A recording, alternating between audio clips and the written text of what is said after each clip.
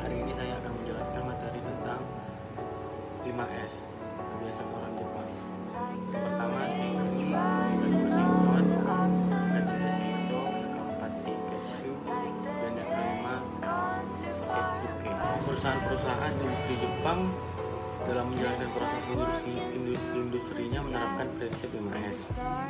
Program 5S merupakan program yang digunakan untuk membentuk perilaku manusia agar memiliki kebiasaan mengurangi pemborosan di tempat kerja. Program 5S pertama kali diperkenalkan oleh Jepang dan sekarang ini sudah banyak diadopsi perusahaan-perusahaan di luar negeri dan perusahaan industri Jepang. 5S sendiri berasal dari bahasa Jepang yang awalan hurufnya yaitu S. Kemudian dalam bahasa Indonesia arti dari 5S tersebut yaitu ringkas, rapi, resik, rawat, dan rajin. Oke, masuk ke yang pertama. Seiri, ringkas. Seiri dalam bahasa Jepang atau ringkas dalam bahasa Indonesia merupakan langkah pemilihan barang, yaitu memisahkan mana barang yang berguna dan mana barang yang tidak berguna.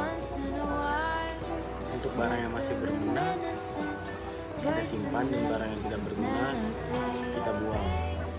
Baik, ini contoh videonya.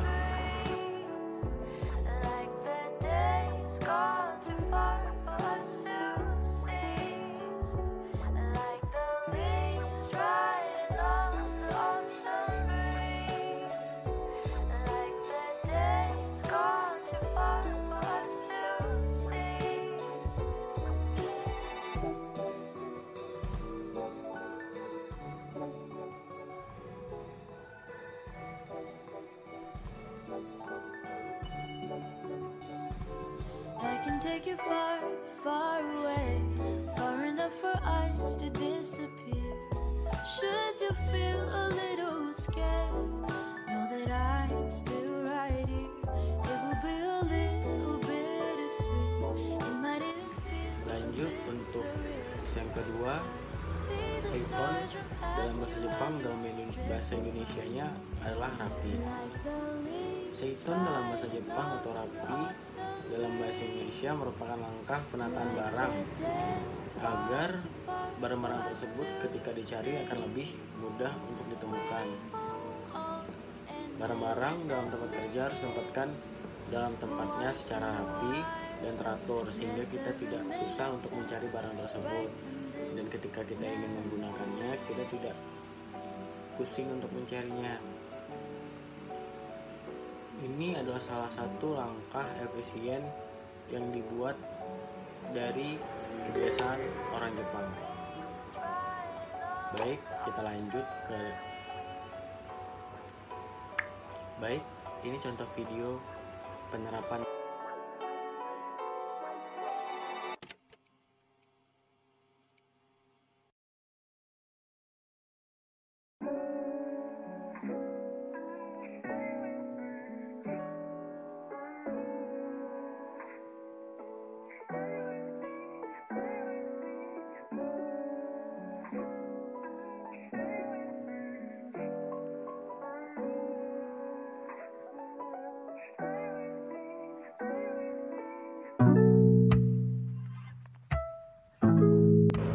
Kita lanjut kepada S yang ketiga, yaitu Seiso atau resik. Seiso sendiri dalam artian bahasa Indonesia merupakan langkah pembersihan barang setelah dilakukan penataan dengan rapi agar barang-barang tersebut tetap bersih. Selain itu juga untuk menjaga lingkungan industri dan peralatan industri juga tetap bersih. Pembersihan barang industri, alat industri, dan lingkungan industri dibuat sebersih-bersih mungkin agar ketika bekerja menjadi lebih nyaman, sehingga mencegah motivasi kerja menurun dan disebabkan tempat kerja yang kotor. Baik, ini contoh video penerapannya.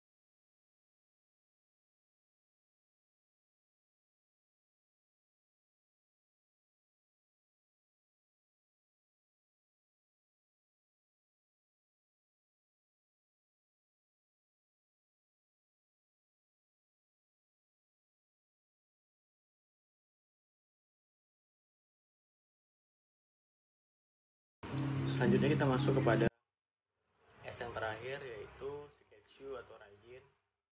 Shiketsu sendiri berarti rajin dalam bahasa Indonesia merupakan langkah penyadaran diri agar ketika kita bekerja, antaranya adalah disiplin terhadap standar, saling menghormati, malu saat melakukan pelanggaran, dan senang dalam melakukan perbaikan.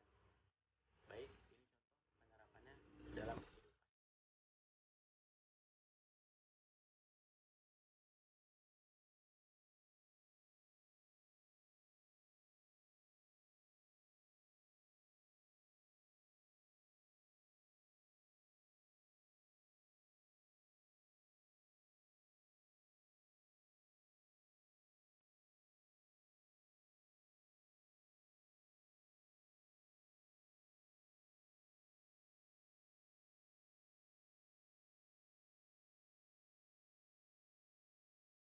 Materi saya 5S kebiasaan orang Jepang. Untuk dapat berhasil dalam penerapan program 5S, maka hal-hal yang harus dilakukan diantaranya melibatkan semua orang yang ada dalam posisi bawah sampai dengan level atas. Intinya semuanya ambil melakukan kebiasaan tersebut. Yang kedua, membutuhkan komitmen dari manajemen untuk memastikan bahwa kegiatan 5S selalu dilakukan semua orang setiap hari. Dan yang ketiga, merubah pemikiran atau perspektif kita dan semua orang di dalam tempat kerja, bahwa program 5S bukan hanya sekedar program untuk menjaga kebersihan saja, tapi program untuk membentukkan kebiasaan pekerjaan agar lebih baik dan mengefisienkan waktu serta tenaga dalam bekerja. 4. Penerapan program 5S secara konsisten. Dan yang kelima, melakukan pemeriksaan dan evaluasi terhadap jalannya program 5S secara teratur, baik dalam jangka mingguan atau bulanan bahkan harian. Dan yang terakhir, melakukan edukasi tentang konsep dan keuntungan dari program 5S tersebut. Assalamualaikum warahmatullahi wabarakatuh. Perkenalkan, nama saya Ali Yasir. Saya dari kelas 4G, jurusan Sistem Informasi, Fakultas Sains dan Teknologi. Pada video kali ini, saya akan menjelaskan tentang 7 Habits of Highly Effective People, karya dari Stephen Covey. Ada 7 kebiasaan yang bisa dilakukan agar hidup lebih produktif dan efektif, yang secara garis besar terbagi menjadi 3 golongan, yakni kebiasaan yang berhubungan dengan diri sendiri, kebiasaan yang berhubungan dengan orang lain, serta kebiasaan untuk mengembangkan diri sendiri. Habits yang pertama itu be proaktif atau proaktif. Hal yang membedakan orang yang proaktif dengan reaktif yaitu bagaimana mereka memilih. Maksudnya ialah, jadi orang yang reaktif itu misalnya lagi hujan, mereka akan menyalahkan hujan, jadinya mereka malas. Misalnya lagi ada temannya yang ngajakin main daripada bikin tugas, pastinya mereka akan menyalahkan temannya karena tidak jadi bikin tugas. Itu salah, itu semua di tangan kita. Jadilah orang yang proaktif. Biasanya orang yang proaktif itu sangat mengenali yang namanya rasa tanggung jawab, tidak menyalahkan keadaan, kondisi, atau pengkondisian untuk perilaku mereka. Perilaku mereka adalah produk dari pilihan sadar mereka berdasarkan nilai, dan bukan produk dari kondisi mereka. Habits yang kedua yaitu begin with the end in mind, atau menentukan tujuan yang ingin dituju. Dengan menentukan tujuan yang ingin dituju, kita akan memilah-milah langkah yang akan ditempuh. Apakah langkah tersebut akan membantu kita mencapai tujuan atau tidak? Sebaiknya tinggalkan dan carilah langkah atau perbuatan yang lebih efektif untuk mencapai tujuan. Intinya, dengan menentukan tujuan di awal, akan meminimalisasi langkah yang tidak perlu untuk mencapai tujuan. Misalnya, kita ingin menjadi pemain sepak bola hebat.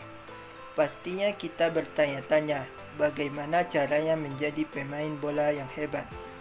Misalnya, dengan latihan setiap sore, disiplin dalam berlatih, dan tidak begadang di malam hari. Adapun orang yang ingin menjadi pemain bola hebat, tetapi ia tidak pernah latihan atau jarang latihan. Setiap latihan tidak pernah disiplin dan selalu begadang di malam hari. Tentunya tidak akan sesuai atau apa yang ingin dituju tidak akan tercapai. Habits yang ketiga itu put first thing first. Dahulukan yang diprioritaskan. Kita harus membuat prioritas dalam hidup. Mana yang harus dikerjakan pertama kali? Fokuslah selalu pada yang important atau penting dahulu, bukan yang urgen atau mendesak. Kenapa? Mendesak itu belum tentu penting. Kalau Anda selalu mengerjakan yang mendesak setiap hari, berarti Anda tidak mempunyai planning yang baik. Misalnya, kita sedang bermain game, sedangkan orang tua sedang menelpon. Manakah yang lebih penting, melanjutkan bermain game atau mengangkat telepon dari orang tua? Tentunya kita harus mengangkat telepon orang tua karena itu bersifat penting. Sedangkan bermain game itu bersifat mendesak atau tidak penting. Jadi, mulailah kita bisa membedakan mana yang urgen dan mana yang important. Kerjakan dan fokuskanlah selalu mana yang lebih penting. Habits yang keempat yaitu think win-win, berpikir menang-menang. Ada 4 contoh tentang think win-win atau berpikir menang-menang. Contoh yang pertama yaitu loss-loss. Misalnya, ada sebuah kue di atas meja dan ada 3 orang yang ingin kue tersebut. Jika yang Anda lakukan adalah mengambil kue tersebut dan membuangnya, tentunya orang lain tidak akan mendapatkan kue tersebut dan Anda berpikir itu adil. Tetapi itu adalah adil buat orang yang berpikir loss-loss. Contoh yang kedua yaitu win-loss. Misalnya, ada sebuah pertandingan balap mobil. Anda ingin memenangkan pertandingan tersebut, sedangkan Anda berada di posisi kedua. Akhirnya yang Anda lakukan adalah menabrak mobil yang di depan Anda sehingga terjatuh, dan akhirnya Anda memenangkan pertandingan tersebut. Apapun caranya, yang penting menang. Contoh yang ketiga yaitu loss win. Ada sebuah lowongan pekerjaan di suatu perusahaan dan ada 2 kandidat, Anda dan ada 1 lagi. Entah apa sebabnya Anda mengundurkan diri dan membiarkan yang satunya lagi memasukkan lamaran kerja di perusahaan tersebut. Itu bukanlah bersifat Anda mengalah, tetapi Anda membiarkan orang lain untuk menang. Contoh yang keempat yaitu win-win. Misalnya, Anda sedang mencari klien dan ada satu orang lagi juga ingin mencari klien, tetapi dari perusahaan berbeda. Sehingga Anda berkata sama-sama mencari klien dengan tujuan untuk kepentingan perusahaan walaupun berbeda departemen, sehingga keduanya saling menguntungkan. Habits yang kelima yaitu seek first to understand then to be understood. Berusaha mengerti dahulu baru dimengerti. Kebiasaan buruk kita menginginkan untuk dimengerti oleh orang lain. Misalnya, kita sedang bercerita kepada teman kita. Kita menginginkan teman kita tersebut mendengarkan cerita kita, sehingga di saat teman kita bercerita, hendaklah kita juga mendengarkan ceritanya. Jika kita terlatih dengan kebiasaan ini, kita akan merasa semua orang akan senang hati mendengarkan cerita kita dan menerima semua cerita kita. Habits yang keenam yaitu sinergis atau sinergi. Pada habits ini, kita mulai untuk bekerja sama dengan orang lain. Kita bisa memberikan influence yang baik kepada orang lain untuk mendapatkan hasil terbaik.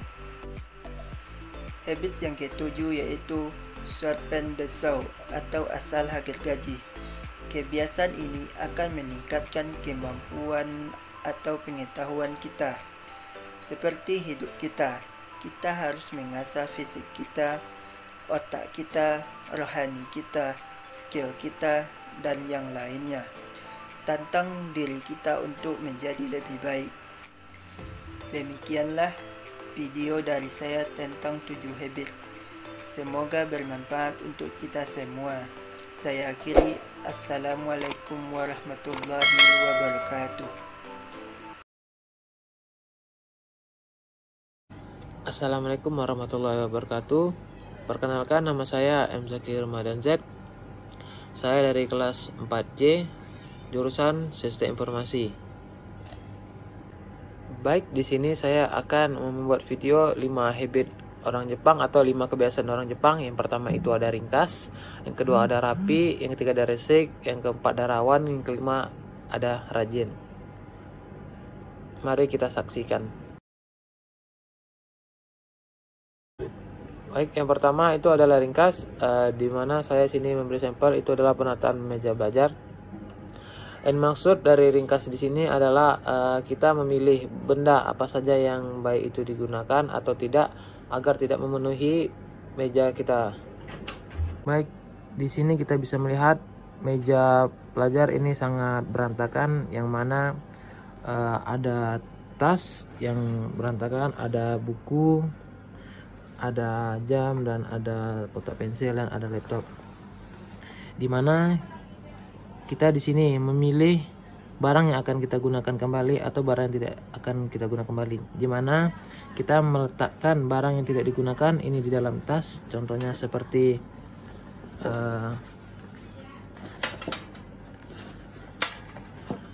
buku,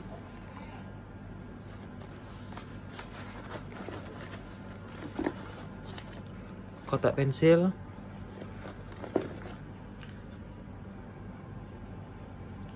ataupun jam.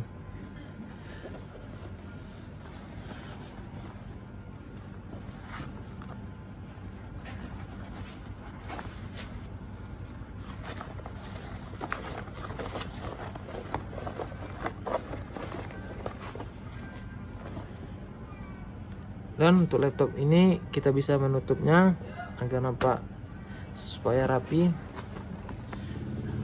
dimana kita sini bisa melihat betapa bersihnya meja belajar tersebut. Di sini terlihat rapi, yang mana kita sudah memilih atau memilah yang mana yang tidak dipakai, mana yang dipakai.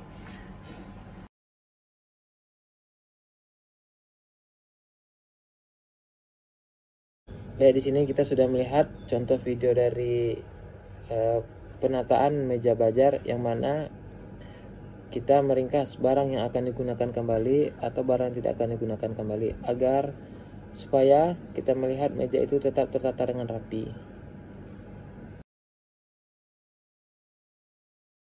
Baik, selanjutnya yang kedua itu adalah rapi, yang mana di sini kita merapikan barang yang ada di atas meja belajar kita agar tertata dengan rapi. Baik, selanjutnya kita lihat dari video yang kedua ini, dimana di sini kita lihat barang-barang tersebut sangat berantakan atau tidak rapi, dimana kita dengan judul video yang kedua ini adalah rapi, dimana kita meletakkan atau metata dengan rapi. Contohnya seperti ini, pena pulpen, dimana kita meletakkan pena pulpen ini di dalam kotak pensil.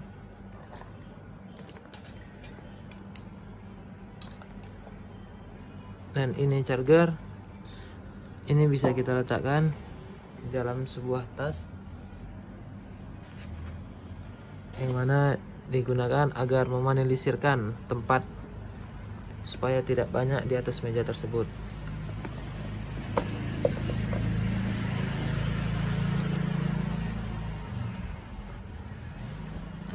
Baik, kalau sedangkan untuk buku ini bisa kita letakkan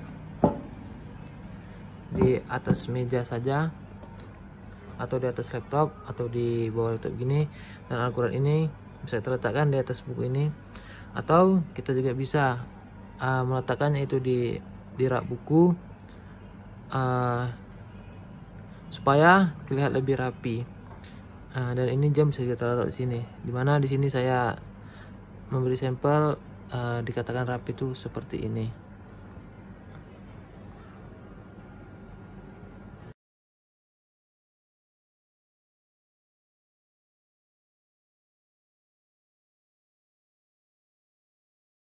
Baik, selanjutnya video yang ketiga itu adalah resik, dimana kini kita memastikan tempat belajar kita itu tetap terjaga bersih, rapi, dan nyaman.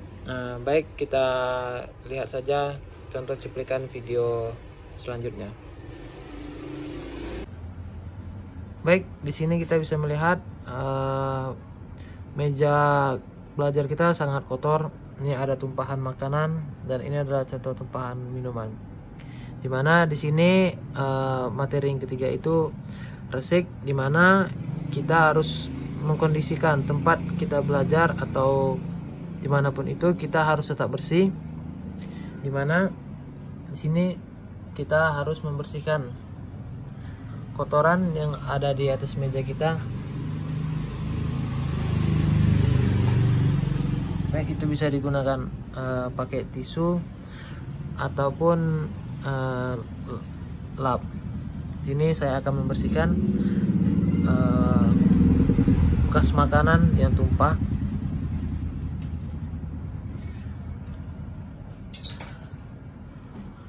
Agar supaya meja belajar kita tetap terlihat rapi dan bersih.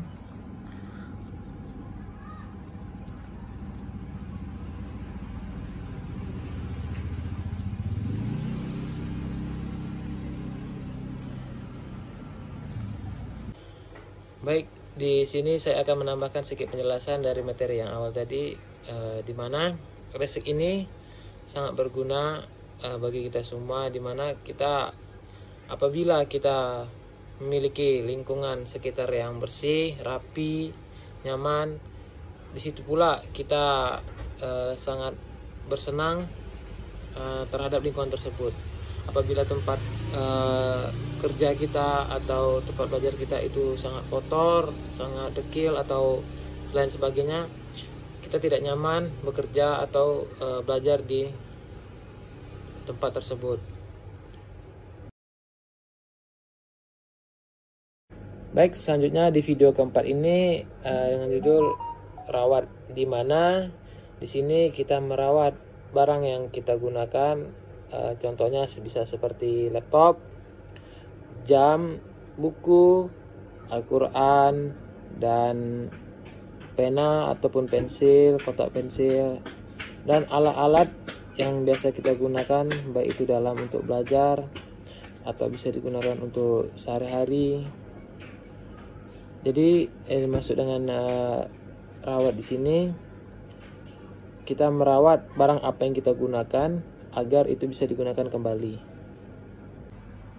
Baik, di sini saya menggunakan sampel laptop, di mana laptop ini sangat bermanfaat bagi kaum mahasiswa ataupun pelajar, dimana di sini kita apabila kita merawat suatu barang dengan sungguh-sungguh, maka barang tersebut akan lebih awet atau terawat. Di sini contohnya saya itu membersihkan laptop yang sudah saya gunakan setelah saya pakai. Contohnya seperti ini. Kita bisa mengelap laptop tersebut yang sudah kita gunakan.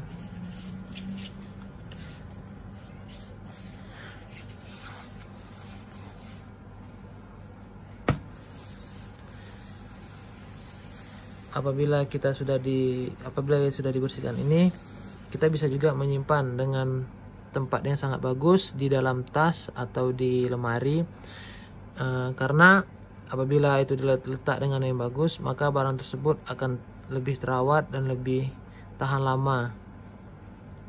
Baik, di sini saya akan menambahkan video sedikit tentang merawat tadi, dimana di sini kita tidak merawat laptop saja, banyak hal yang bisa kita rawat, dari hal itu kecil maupun besar. Contohnya saya ambil sampel dari meja belajar. Di situ kita bisa mengambil contoh kesimpulan, seperti kita meminum air minum, ada tumpahan air di atas meja kita. Apabila air tidak dibersihkan, maka meja itu terlihat sangat kotor atau jelek atau berbekas. Lebih bagusnya meja itu dibersihkan, dilap atau dengan tisu, dengan kain, supaya meja tersebut terlihat lebih bagus, rapi dan cantik.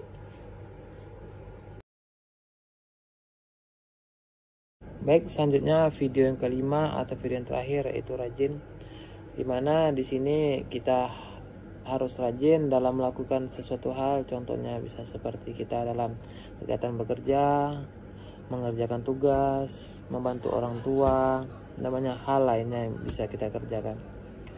Di sini saya akan memberikan satu contoh, seperti kita bekerja di sebuah perusahaan atau sebuah kantor, di mana kita sebagai anggota baru yang baru masuk di sebuah kantor atau perusahaan tersebut, kita sangat giat dan rajin dalam membantu, baik itu hal membantu atasan, membantu bawahan atau sesama.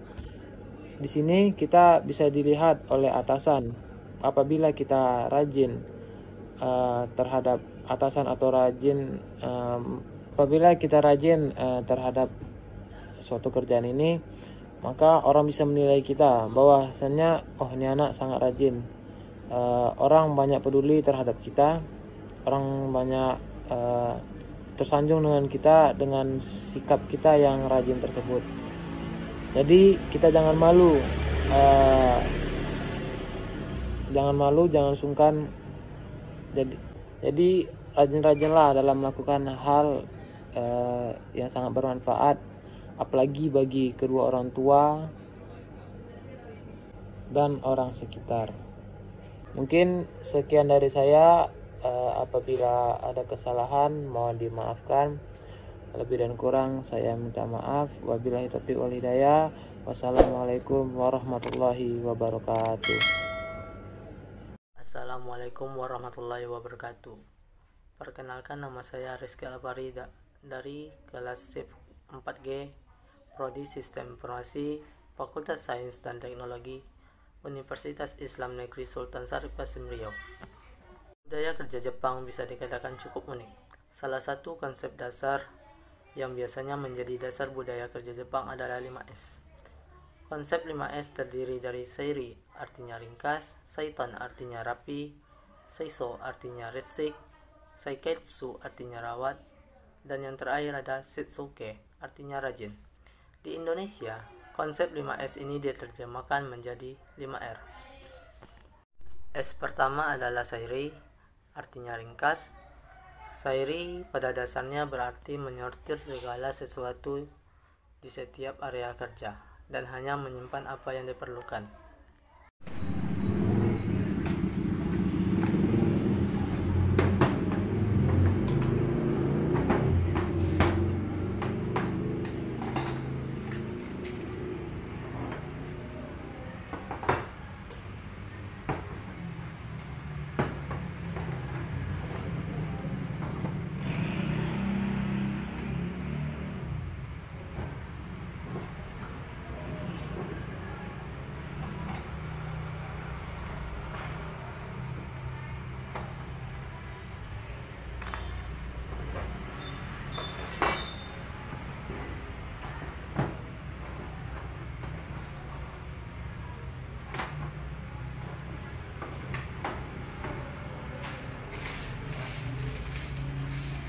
S yang kedua adalah Saiton, artinya rapi. Saiton selalu mengikuti Sairi, yang berarti mengatur segala sesuatu untuk penggunaan dan pengembalian yang efisien.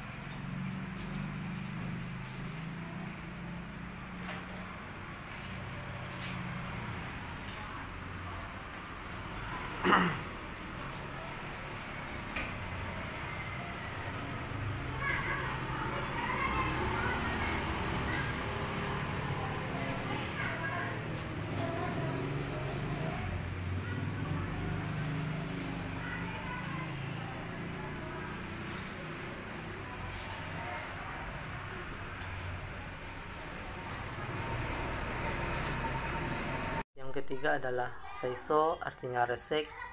Resik berarti menjaga kebersihan tempat kerja, membersihkan tempat kerja agar bebas dari debu dan sampah.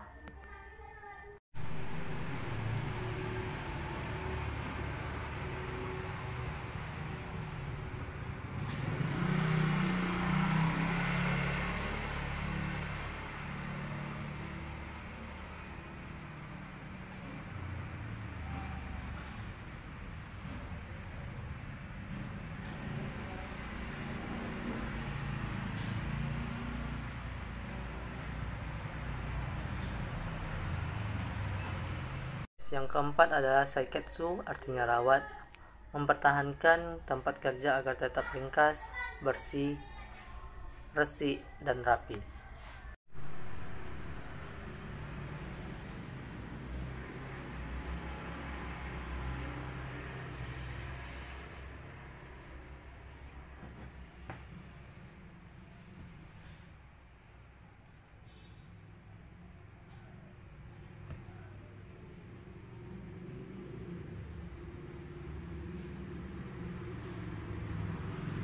Kelima adalah Setsuke, artinya rajin, mendisiplinkan diri sendiri.